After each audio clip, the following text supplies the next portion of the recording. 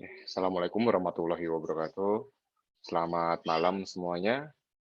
Untuk mata kuliah komputasi cerdas berbasis visi pertemuan kali ini, kita akan bahas soal klasifikasi citra. Ini karena materinya yang cukup sedikit, jadi mungkin saya akan langsung menggabungkan dua materi ke dalam satu video ini. Ini berikut materinya.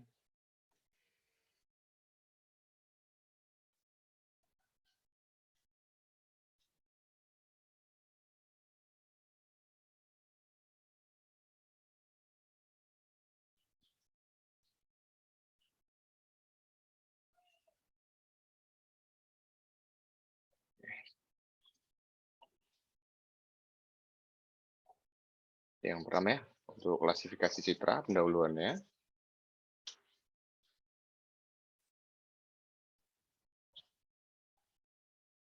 Sepertinya salah.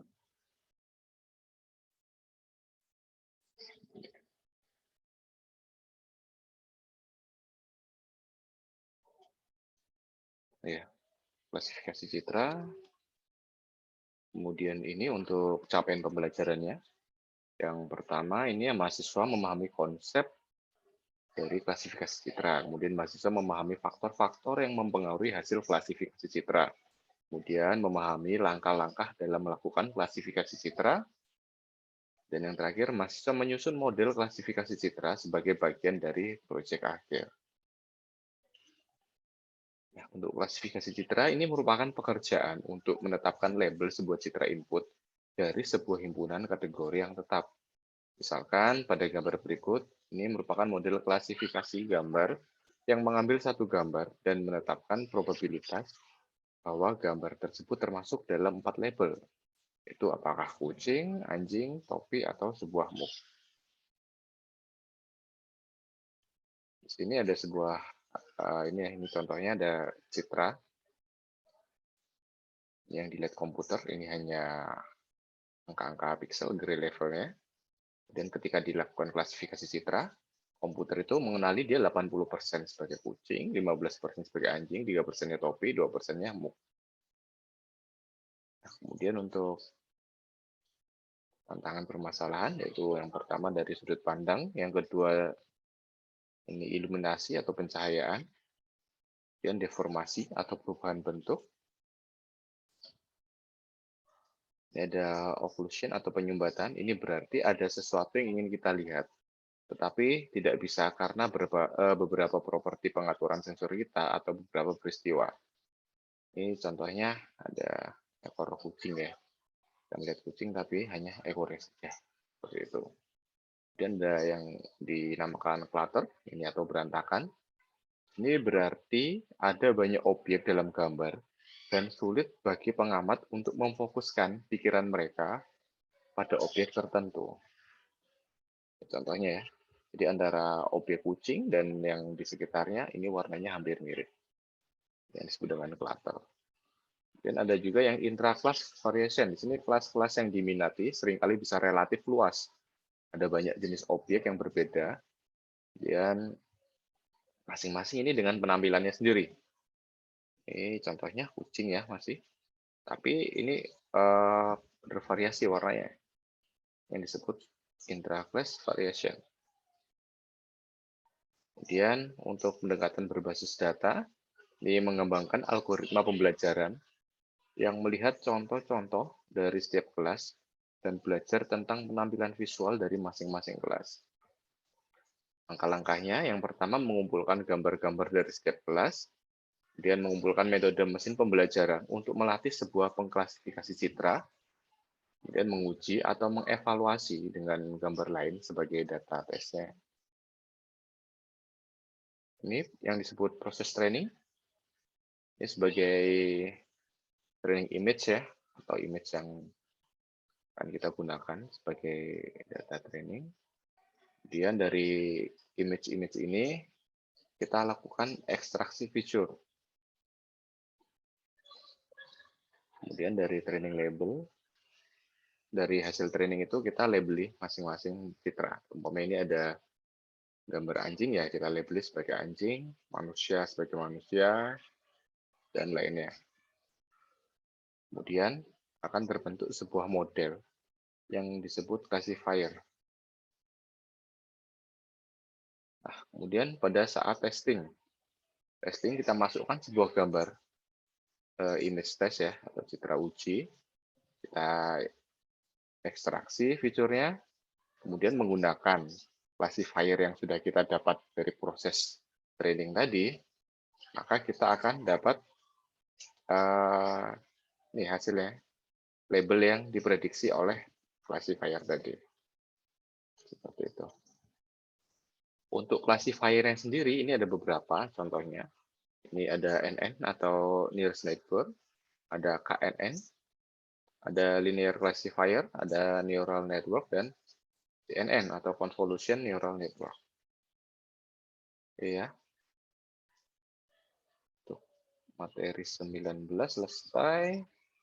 Berikutnya kita lanjut ke materi 20.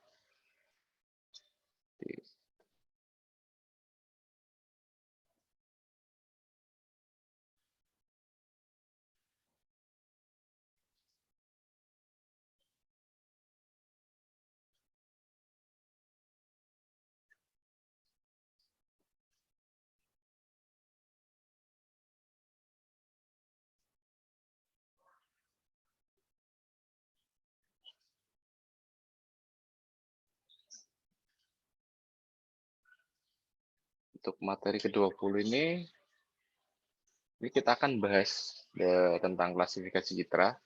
Kita menggunakan classifier yang KNN. Untuk capaian pembelajarannya, yang pertama, mahasiswa mampu memahami konsep dari klasifikasi citra dengan KNN, kemudian memahami hyperparameter pada metode KNN, mahasiswa mampu ini melakukan proses klasifikasi dengan KNN di MATLAB, dan mahasiswa menganalisa hasil klasifikasi dengan KNN.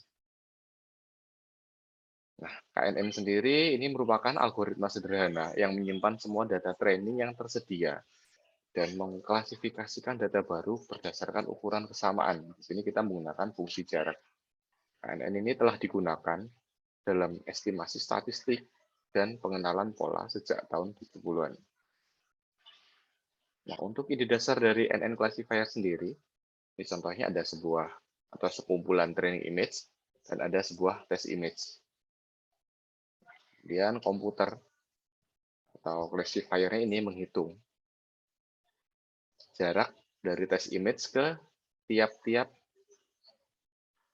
training image. Nah, kemudian diambil yang paling dekat sebanyak K. Ini contoh, bila K-nya di-set sama dengan 2, maka yang paling dekat adalah 2 ini. Ilustrasinya saja ya. Nah, kemudian data input ini diklasifikasi oleh mayoritas suara dari tetangganya dengan kasus yang ditugaskan ke kelas yang paling umum di antara tetangga terdekatnya. Ini K diukur dengan fungsi jarak. Jika K sama dengan 1, maka sebuah data akan diklasifikasikan ke kelas tetangga terdekatnya. Jika K sama dengan 1, ini sering disebut sebagai metode nearest neighbor saja. Untuk pengukuran jaraknya, kita bisa menggunakan Euclidean, Manhattan atau City Block, dan Minkowski. Ilustrasinya, ini ada sebuah sekumpulan data ya, di sini ada A dan O. Gitu. Nah, kemudian ada sebuah data tes, yaitu C ini ya. Nah, kita cari tahu label untuk titik C yang paling mungkin jika kita gunakan K sama dengan 3. Ini kita lihat yang paling dekat ada ini ya, 3 data ini ada A, dan O. Nah, kemudian solusinya, cari sejumlah K tetangga terdekat dari C. Ambil label mayoritas sebanyak label dari C. Ambil label mayoritas sebagai label dari C. Karena kita tadi sudah menentukan K sama dengan 3, maka 3 titik terdekat dari C adalah A dan O tadi ya. Maka label yang paling mungkin Untuk C adalah A, karena kita cari yang label mayoritas. Di C ini kita labeli sebagai kelompok dari A. Dan untuk hiperparameter, ini adalah parameter yang nilainya diatur sebelum proses pembelajaran dimulai. Proses pengaturannya ini disebut dengan tuning. Fungsi cara apa yang paling baik, berapa nilai yang paling baik, kemudian bagaimana mencapai kedua hal tersebut. Nah, hanya satu pilihan, yaitu mencoba semua kemungkinan dan melihat atau memilih yang paling baik. Jadi untuk mengatur hiperparameter ini adalah dengan membagi data pelatihan menjadi dua. Itu satu set pelatihan dan satu set untuk tes palsu yang disebut set validasi. Kemudian lalu coba nilai hiperparameter yang berbeda dan mempertahankan nilai yang mengarah ke kinerja terbaik pada set validasi. Nah, jadi dengan kata lain ya kita ganti-ganti sendiri hiperparameternya. Fungsi jaraknya juga, jadi kita cari sendiri, kita analisa sendiri mana yang paling baik. Jadi setiap kasus, setiap data itu bisa jadi tidak sama dengan data yang lain bila kita menggunakan metode ini. Untuk kelemahan dari KNN classifier, classifier ini harus mengingat semua data pelatihan dan menyimpannya untuk perbandingan di masa mendatang dengan data uji. Nah, hal ini tuh tidak efisien ruang karena kumpulan data ini mungkin berukuran gigabytes. Dan KNN ini juga mengklasifikasikan gambar uji. Ini mahal ya karena membutuhkan perbandingan dengan semua gambar training. Oke, berikutnya mungkin akan kita lihat saja ya implementasi KNN classifier di MATLAB.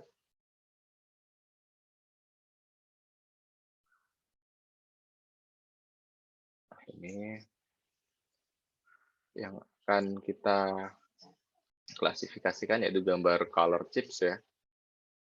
Ini ada sebuah meja mungkin ya, dan di atasnya ada chips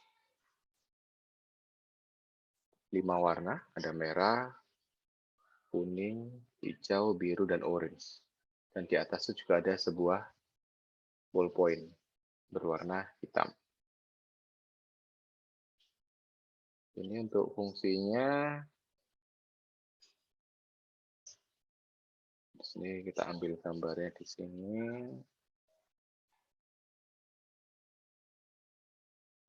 Kemudian kita lakukan GCS. Di sini ekstraksi untuk value RGB-nya. Ini untuk mengambil tes sampel. Kemudian kita menggunakan klasifikasi. Dengan di sini ada linear, diak linear, kuadratik, dan diak kuadratik. Kita jalankan saja ya, nanti kita bandingkan.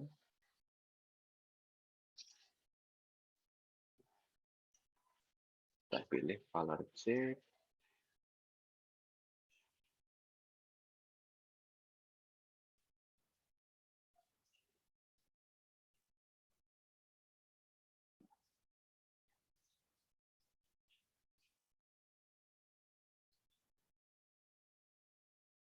Di sini kita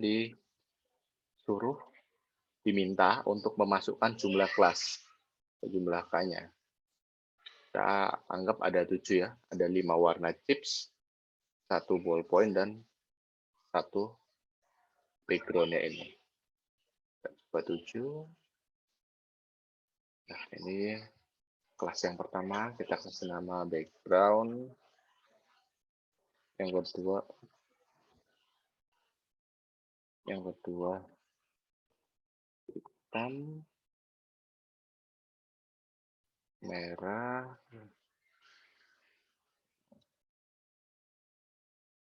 merah,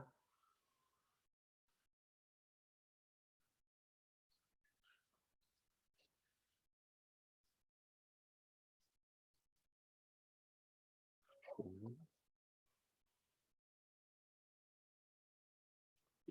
hijau,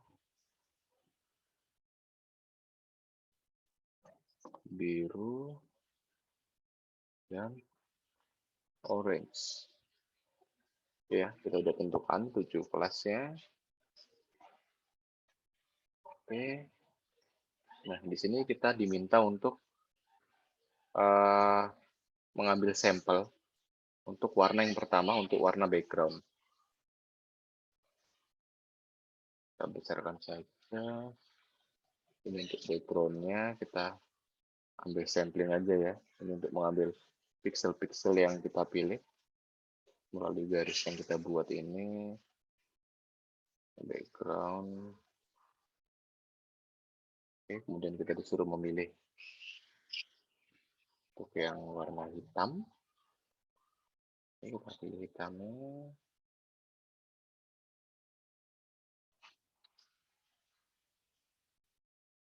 Oke, cukup ya. Kemudian merah.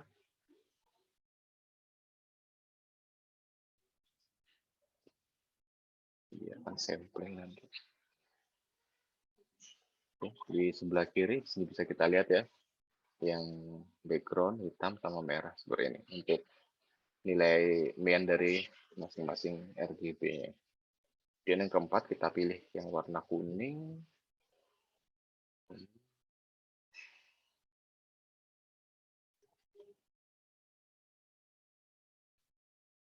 Ini cukup. Dan warna hijau.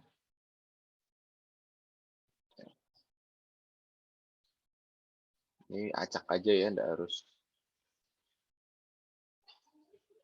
seperti itu juga bentuknya. Dan biru,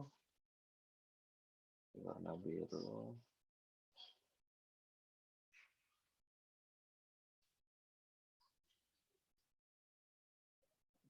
Dan yang terakhir warna orange.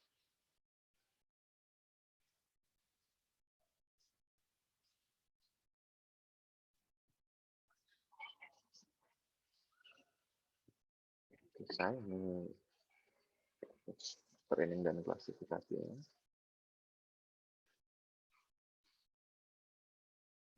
Ini gamutnya untuk masing-masing kelasnya.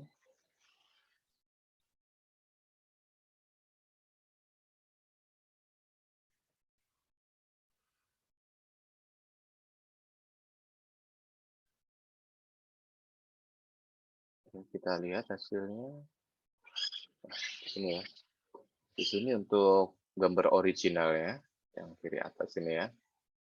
Ini klasifikasi menggunakan linear DA. Di sini dia linear DA, ada kuadratik, dia kuadratik, dan Mahalanobis. Ini bisa kita lihat ada yang misklasifikasi ya. Seperti di ini contohnya di diag linear, dia di sebelahnya bolpen ini dia diklasifikasi sebagai warna orange atau di atas kuning ini jadi klasifikasi sebagai warna orange. Padahal ini harusnya adalah background. Kemudian untuk yang lain ini ada juga ya di kuadratik, ada misklasifikasi juga. Ya kuning, tetapi dia sebagian dianggap sebagai warna orange. Kemudian kita lihat di ini ya. Nah, ya di sini ada misklasifikasi rate untuk linear klasifikasi 0%, diag linearnya 0%. Selesai ya. Di atasnya juga kita bisa lihat informasi.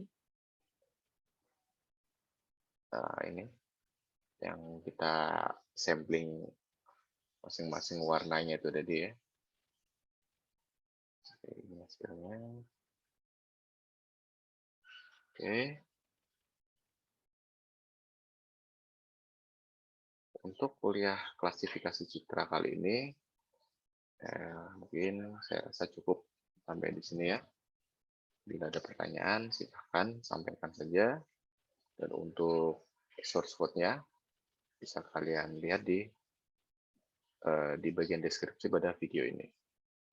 Terima kasih atas perhatiannya. Saya sampaikan terima kasih. Selamat malam. Wassalamualaikum warahmatullahi wabarakatuh.